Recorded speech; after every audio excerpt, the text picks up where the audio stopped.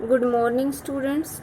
We are reading lesson 2nd of Geography, Physical Features of India. Page number 7, right side, first paragraph. The movement of the plates results in the building up of stresses within the plates and the continental rocks above, leading to folding, faulting and volcanic activity. Movement of plates के अंदर जो movement होती है, जो हलचल होती है, उसके परिणाम स्वरूप प्लेट्स के अंदर जो प्लेट्स हैं ये अर्थ के जो क्रस्ट पार्ट है अर्थ का, उस क्रस्ट के नीचे जो प्लेट्स हैं इनके अंदर स्ट्रेस यानी कि दबाव उत्पन्न होता है and the continental rocks above. Continental means जो क्रस्ट के ऊपर वाला हिस्सा है जहाँ पे रॉक्स हैं उनके बीच में भी दबाव पैदा होता है, स्ट्रेस पैदा होता है और इस स्ट्रेस की वजह से फोल्डिंग होती है, फोल्टिंग और वोल्केनिक एक्टिविटी होती है. फोल्डिंग का मतलब जैसे फोल्ड बनते जाना, एक के बाद दूसरी लेयर परतें चढ़ते जाना, और फोल्टिंग होता है टूटना जिसकी वजह से रिफ्ट वैलीज बनती हैं. और वोल्केनिक एक्टिविटी मीन्स ज्वालामुखी जो क्रियाएं हैं ये सब इसी की वजह से होती है, स्ट्रेस की वजह से. Broadly these plate movements are classified into 3 types. और ये जो प्लेट मूवमेंट है इसको हम 3 पार्ट्स में डिवाइड कर सकते हैं. वाइल सम प्लेट्स कम टुवर्ड्स ईच अदर, जब कुछ प्लेट्स एक दूसरे के पास आती हैं, एक दूसरे की तरफ आती हैं, एंड फॉर्म कन्वर्जेंट बाउंड्री, और वो जब एक दूसरे के पास आती हैं तो वो कन्वर्जेंट बाउंड्री बनाती हैं. कन्वर्ज का मतलब मिलना एक जगह. आप ये एग्जांपल देख सकते हो कन्वर्जेंट बाउंड्री. तो ये जो 2 प्लेट्स हैं एक दूसरे के तरफ आती हैं ये, और जब ये एक दूसरे की तरफ आती हैं तो ये भी हो सकता है कि वो जब एक दूसरे से टकराती है तो एक नीचे चली जाती है और एक उसके ऊपर चली जाती है. और कभी कभी ऐसा होता है कि वो दोनों एक तरह से ऊपर, किनारे उनके मिलके दोनों ही ऊपर उठ जाती हैं. तो इसको कन्वर्ज कहते हैं, यानी कि मिलना, आपस में वो मिल जाती हैं. ये कन्वर्जेंट बाउंड्री है. Some plates move away from each other, और कुछ प्लेट्स ऐसी हैं जो एक दूसरे से दूर चली जाती हैं, दोनों 2 अलग अलग हो जाती हैं, एंड फॉर्म डाइवर्जेंट बाउंड्री. तो वो डाइवर्ज हो जाती हैं यानी कि अलग अलग चली जाती है, इसलिए उनको डाइवर्जेंट बाउंड्री कहते हैं. In the event of 2 plates coming together they may either collide and crumble. और जब ये 2 प्लेट एक दूसरे के पास आती हैं, इकट्ठी आती हैं, तो वो कोलाइड मीन्स टकरा भी सकती हैं, एंड क्रम्बल टूट भी सकती हैं. और वन में स्लाइड अंडर द अदर, और हो सकता है कि एक दूसरे के अंडर नीचे चली जाए. At times they may also move horizontally past each other, और कई बार वो ऐसा भी होता है कि वो एक दूसरे के हॉरिजेंटली मतलब साथ साथ मूव करती हैं वो. आप यहाँ देख सकते हो डाइवर्जेंट बाउंड्री, जब दोनों प्लेट्स एक दूसरे से ऑपोजिट साइड में जा रही हैं और बीच में से वो डाइवर्ज हो जाती हैं. और जब 2 प्लेट्स हॉरिजॉन्टली चलती हैं यानी कि ये दोनों साथ साथ होती हैं पर इनकी डायरेक्शन चेंज हो जाती है, एक ऊपर की तरफ और एक नीचे की तरफ, इनको ट्रांसफॉर्म बाउंड्री कहते हैं. And form transform boundary. The movement of these plates have changed the position and size of the continents over millions of years. और इन प्लेट्स की जो मूवमेंट है, हलचल है जो, वो लाखों सालों से सारे जो कॉन्टिनेंट्स हैं अर्थ के ऊपर, उनके पोजीशन और उनका जो साइज है उन दोनों में चेंजेस लाती है, बदलाव ला देती है. यानी कि वो पोजीशन चेंज कर लेते हैं, पहले वो कहीं और थे फिर कहीं और चेंज हो जाते हैं, और उनका साइज भी चेंज होता रहता है. Such movements have also influenced the evolution of the present landform features of India. और इन्हीं मूवमेंट्स ने भारत का जो आज का प्रेजेंट लैंडफॉर्म है, यानी कि हमारा जो इस टाइम में लैंडफॉर्म है, धरती का जो भी रूप है हमारे सामने, वो उसको भी इन मूवमेंट्स ने ही इन्फ्लुएंस किया है, प्रभावित किया है. Do you know most volcanoes and earthquakes in the world are located at plate margins but some do occur within the plates. ज़्यादातर जो वोल्केनो या अर्थक्वेक आते हैं वो इन प्लेट्स के मार्जिन पे आते हैं, किनारों पर आते हैं, और कुछ ऐसे हैं जो इन प्लेट्स के अंदर आते हैं. तो इसका क्या कारण है, क्या आप ये जानते हो? तो कल हमने ये 7 प्लेट्स जो मेजर प्लेट्स थी वो हमने की थी। तो हम ये देख सकते हैं इसमें, जैसे ये मार्जिन्स है, किनारे हैं इन प्लेट्स के, और इन किनारों के ये जो किनारे एक दूसरी प्लेट से, जैसे अफ्रीकन प्लेट है, ये इंडो ऑस्ट्रेलियन, जब ये आपस में टकराती हैं तो सबसे ज़्यादा प्रभाव इन किनारों पे पड़ता है। ये जो किनारे हैं इन पे सबसे ज़्यादा मूवमेंट होती है, और इसी कारण से इन किनारों के ऊपर ही सबसे ज़्यादा वोल्केनिक एक्टिविटी या फिर अर्थक्वेक एक्टिविटी होती है। ये इसका कारण है क्योंकि 7 जो मेजर हैं प्लेट्स, जब ये आपस में टकराती हैं तो ऐसा होता है। और दूसरा जो पार्ट था वो ये था कि कई बार कुछ इन प्लेट्स के अंदर भी मूवमेंट होती है अर्थक्वेक वगैरह की। तो उसका रीज़न क्या है, जैसे ये 7 तो मेजर प्लेट्स हैं और कुछ माइनर भी हैं, और वो जो माइनर प्लेट्स हैं वो इन मेजर प्लेट्स के अंदर ही होती हैं। तो जब उन माइनर प्लेट्स के अंदर एक तरह से कोई भी हलचल होती है, मूवमेंट होती है, तो उनके अंदर फिर वोल्केनिक या अर्थक्वेक एक्टिविटी है ये होती है। इसका यही रीज़न है। The oldest land mass peninsula part was a part of Gondwana land. जो सबसे पुराना लैंड मास था इंडिया का एक तरह से, जिसको पेनिनसुला पार्ट कहते हैं, वो गोंडवाना लैंड का एक हिस्सा था, एक पार्ट था। और गोंडवाना लैंड क्या है? Gondwana land it is the southern part of ancient super continent Pangaea with Angara land in the northern part. Gondwana land जो है वो एक तरह से एक सुपर कॉन्टिनेंट था जिसका नाम था पेंजिया। और इस सुपर कॉन्टिनेंट यानी कि अर्थ के ऊपर जितने भी कॉन्टिनेंट्स हैं, ये सारे कॉन्टिनेंट्स पहले एक जगह इकट्ठे थे, अलग अलग पार्ट्स में डिवाइड नहीं थे ये। और ये सारे एक जगह सुपर कॉन्टिनेंट पेंजिया इनको कहा जाता था। फिर वो बहुत सारी एक्टिविटी या इन मूवमेंट, प्लेट मूवमेंट की वजह से, किसी वजह से ये अलग हो गए और इसके 2 पार्ट बन गए, एक साउदर्न पार्ट और एक नॉर्दर्न पार्ट। नॉर्दर्न पार्ट को अंगारा लैंड कहा जाता है और साउदर्न पार्ट को गोंडवाना लैंड कहा जाता है। The Gondwana land included India, Australia, south Africa, south America and Antarctica. और इस गोंडवाना लैंड में जो साउथ पार्ट था सुपर कॉन्टिनेंट पेंजिया का, इसमें बहुत सारे कई हिस्से शामिल थे जो आज अलग हैं, जैसे कि India, Australia, south Africa, south America, Antarctica. तो ये 5 जो थे वो अब आज अलग अलग हैं, पर उस टाइम ये एक ही था सारा लैंड मास, और इसको गोंडवाना लैंड कहते थे। As one single land mass the conventional current separate the crust into a number of pieces. और फिर जो कन्वेंशनल करंट्स होती हैं, धाराएं होती हैं, उन्होंने क्रस्ट को बहुत सारे पीसेस में तोड़ दिया, काट दिया, यानी कि thus leading to the drifting of the Indo Australian plate after being separated from Gondwana land. और इस प्रकार जो इंडो ऑस्ट्रेलियन प्लेट थी वो इस गोंडवाना लैंड से अलग हो गई टुवर्ड्स नॉर्थ, और उत्तर की तरफ चली गई ऊपर। The northward drift resulted in the collision of the plate with a much larger Eurasian plate. और जब वो नॉर्थ की तरफ गई तो उससे क्या हुआ, जो प्लेट थी उससे भी बड़ी प्लेट, जो इंडो ऑस्ट्रेलियन प्लेट थी, वो लार्जर यूरेशियन प्लेट से टकरा गई, यानी कि उससे वो कोलिशन हुई। ड्यू टू दिस कोलिशन, और इस टकराव के कारण, the sedimentary rocks which were accumulated in the geosyncline known as the Tethys were folded to form the mountain system of western Asia and Himalaya. और इस टकराव के कारण जो भी सेडिमेंट्री रॉक्स थी, जो भी अवसाद थे जो कि इकट्ठे हुए थे, ये टीथिस एक सागर है, सी, इसके अंदर बहुत सारे सेडिमेंट्स होते हैं, जो मटेरियल जो भी पानी के अंदर इकट्ठा हो जाता है, तो वो सारा वहाँ इकट्ठा हुआ था।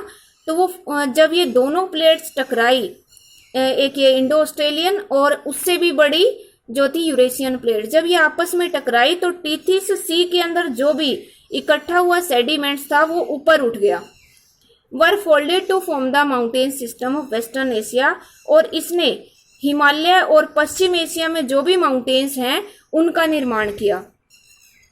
यहाँ आप देख सकते हो, ये यहाँ पे इंडो ऑस्ट्रेलियन प्लेट है, ये इसका मार्जिन है, और ये यूरेशियन प्लेट, ये बड़ी प्लेट है इंडो ऑस्ट्रेलियन से। और जब ये दोनों आपस में टकराई तो ये इनका जो मार्जिन है, यहाँ पे हिमालय माउंटेन है, तो यहाँ टीथिस सागर था और उसका जो मटेरियल था वो एक तरह से जब ये दोनों टकराई तो वो ऊपर उठ गया, सारा जो मटेरियल था। The Himalayan uplift out of the Tethys sea and subsidence of the northern flank of the peninsular plateau resulted in the formation of a large basin. Himalaya का जो टीथिस सागर से ऊपर उठना, हिमालय तो ऊपर उठ गया टीथिस सागर से, और नॉर्दर्न फ्लैंक होता है नॉर्दर्न किनारा एक तरह से, ऑफ द पेनिनसुलर प्लेट्यू, प्रायद्वीपीय पठार का जो उत्तरी किनारा था एक तरह से वो उसके नीचे धंस गया। Resulted in the formation of a large basin, जिसका परिणाम ये हुआ कि एक बहुत बड़ा बेसिन बन गया। बेसिन होता है नदी क्षेत्र। In due course of time, और समय के साथ साथ, this depression gradually got filled with the deposition of sediments by the rivers flowing from the mountains in the north and the peninsular plateau in the south। और समय के साथ साथ फिर क्या हुआ, जो भी नदियों के साथ सेडिमेंट्स आते थे, जो भी मटेरियल नदियों के साथ आता था माउंटेन से पानी के साथ बहकर, तो वो डिपॉजिट हो गया। और जो डिपॉजिट हुआ तो उसकी वजह से एक बहुत बड़ा मैदान बन गया। और ये जो नदियां थी वो नॉर्थ में हिमालय से आती थी और peninsular plateau in the south, और दक्षिण में जो भी प्रायद्वीपीय पठार है वहां की जो नदियां सब ने मिलकर मतलब इसको फिल कर दिया और वहां पे डिपॉजिट्स इकट्ठे हो गए सेडिमेंट्स के, और उसकी वजह से एक बहुत बड़ा लार्ज प्लेन बन गया, मैदान बन गया। A flat land of extensive alluvial deposits led to the formation of the northern plains of India. और एक समतल भूमि जो बहुत विस्तृत एलिवियल डिपॉजिट से बनी थी, जलोढ़ अवसादों से बनी थी, तो उसकी वजह से नॉर्दर्न प्लेन जो थे उत्तरी मैदान भारत के, उनकी फॉर्मेशन हुई। The land of India displays great physical variation. Bharat की जो भूमि है वो एक तरह से बहुत ज़्यादा भौतिक अंतर है, उसमें विभिन्नताएं हैं। Geographically the peninsular plateau constitutes one of the ancient land masses on the earth surface. अगर हम भौगोलिक रूप से देखें द पेनिनसुलर प्लेट्यू, तो प्रायद्वीपीय पठार कॉन्स्टिट्यूट मीन्स निर्माण करता है one of the ancient land mass. तो ये एक प्राचीन लैंड मास था, एक प्राचीन भूभाग था एक तरह से अर्थ के सरफेस के ऊपर। It was suppose to be one of the most stable land blocks, और ये माना जाता है कि ये सबसे स्थिर लैंड था, यानी कि इसमें कोई हलचल नहीं होती थी, ये बहुत प्राचीन और स्टेबल लैंड था। The Himalayas and northern plains are the most recent landforms, जबकि इसकी तुलना में जो हिमालय और उत्तरी मैदान हैं वो दोनों ही रिसेंट मीन्स जो हाल ही में बने हैं, जिनको ज़्यादा टाइम नहीं हुआ बने हुए, वो ऐसे लैंडफॉर्म्स हैं। From the view point of geology, और जियोलॉजी के व्यू से देखें तो Himalayan mountains form an unstable zone. Himalaya mountain unstable हैं, यानी कि वो अस्थिर हैं, स्थिर नहीं हैं, उनमें चेंजेस होते रहते हैं, बदलाव होते रहते हैं। The whole mountain system of Himalaya represent a very youthful topography. पूरा जो माउंटेन सिस्टम है हिमालय का, पर्वतीय व्यवस्था, वो एक तरह से बहुत यूथफुल टोपोग्राफी दिखाती है। टोपोग्राफी होती है स्थलाकृति, युवा, बिल्कुल जो हम नई जिसको कह सकते हैं, नवीन स्थलाकृति रिप्रेजेंट करती है। विद हाई पीक्स, जिसमें ऊंची ऊंची चोटियां हैं, डीप वैलीज, गहरी घाटियां, एंड फास्ट फ्लोइंग रिवर्स, और तेज बहती हुई नदियां। The northern plains are formed of alluvial deposits. उत्तरी मैदान जो है वो जलोढ़ डिपॉजिट से बने हुए हैं, जो भी नदियों के साथ जलोढ़ मिट्टी के कण आते हैं उनके इकट्ठा होने से बने हैं। The peninsular plateau is composed of igneous and metamorphic rocks with gently rising hills and wide valleys. जबकि जो पेनिनसुलर प्लेट्यू है, जो पठार है, वो बना है इग्नियस और मेटामॉर्फिक रॉक से। आप प्रीवियस क्लासेस में पढ़ चुके हो आप इन रॉक्स के बारे में, इग्नियस और मेटामॉर्फिक। तो वो इन दोनों इग्नियस और मेटामॉर्फिक रॉक से बनी है, जिसके अंदर जेंटली राइजिंग हिल्स, यानी कि कम ऊंचाई वाली हिल्स, पहाड़ियां हैं, एंड वाइड वैलीज, और चौड़ी घाटियां हैं। इसके बाद जो नेक्स्ट पॉइंट है, major physiographic division. Major physiographic divisions. The physical features of India can be grouped under the following physiographic divisions. यानी कि हम भारत के जो भौगोलिक विशेषताएं हैं इनको हम अलग अलग फिजियोग्राफिक डिविजन्स में बांट सकते हैं, अलग अलग 6 पार्ट्स में बांट सकते हैं। First is the Himalayan mountains, the northern planes. First ये जो है हिमालय पर्वत, नॉर्दर्न प्लेन्स उत्तरी मैदान, पेनिनसुला प्लेट्यू प्रायद्वीपीय पठार, इंडियन डेजर्ट भारतीय रेगिस्तान, द कोस्टल प्लेन्स तटीय मैदान, द आइलैंड्स द्वीप समूह। तो ये 6 पार्ट्स हैं, इनको हम 1 बाय 1 करेंगे डिटेल में।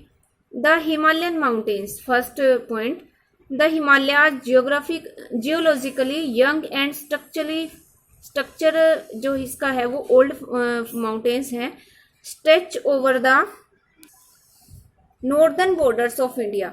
हिमालय जो है ज्योग्राफिकली हम देखें, अगर भौगोलिक रूप से देखें तो वो यंग यानी कि नया है, यंग फोल्ड माउंटेन कहते हैं इसको। एंड स्ट्रक्चर जो इसका है वो फोल्ड माउंटेन है, इट मीन्स इसमें फोल्ड्स बने हुए हैं। जब हम किसी एक तरह से आधे कटे हुए माउंटेन को देखेंगे तो हमें उसमें लेयर्स बनी हुई दिखाई देंगी, वो फोल्ड्स होते हैं।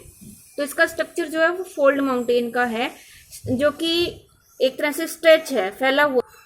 इंडिया की जो नॉर्दर्न बॉर्डर है, एक तरह से जो उत्तर की तरफ जो बॉर्डर है उस पे ये फैला हुआ है। These mountain ranges run in a west east direction from the Indus to Brahmaputra.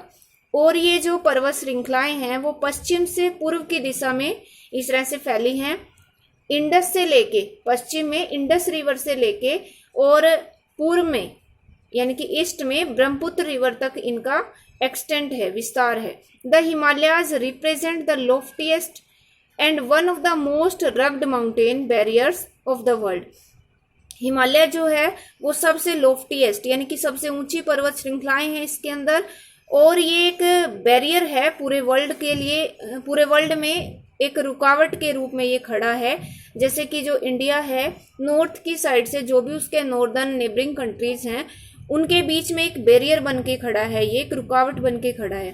They form an arc, और ये एक आर्क होती है जैसे कोई चाप, एक जिसको हम सेमी सर्कल या आधा सर्कल कह सकते हैं, ऐसे मतलब ये बना हुआ है शेप में।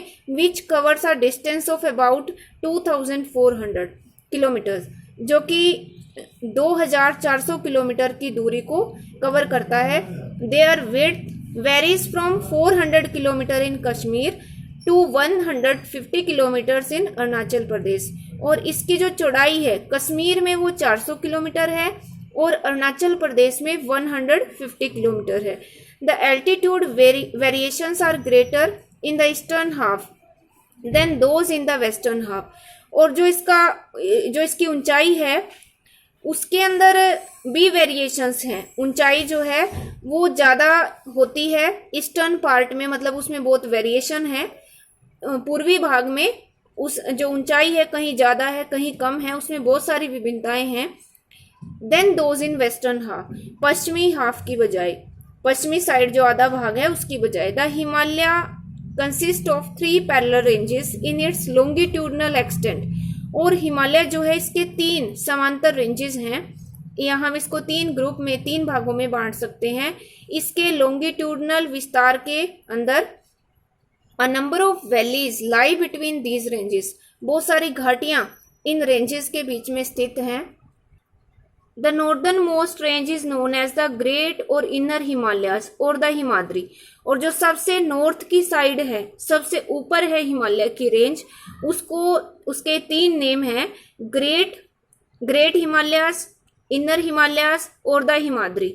यानी कि 3 नामों से हम सबसे जो नॉर्थ मोस्ट है रेंज उसको हम 3 नामों से बुला सकते हैं, great Himalayas, inner Himalayas and Himadri. It is the most continuous range consisting of the loftiest peaks with an average height of 6000 meters। ये सबसे ऊंची एक तरह से पर्वत चोटियां हैं इसमें, जिसकी एवरेज हाइट 6000 मीटर है। It contains all the prominent Himalayan peaks, और इसमें हिमालय की सभी मुख्य चोटियां इसी के अंदर हैं।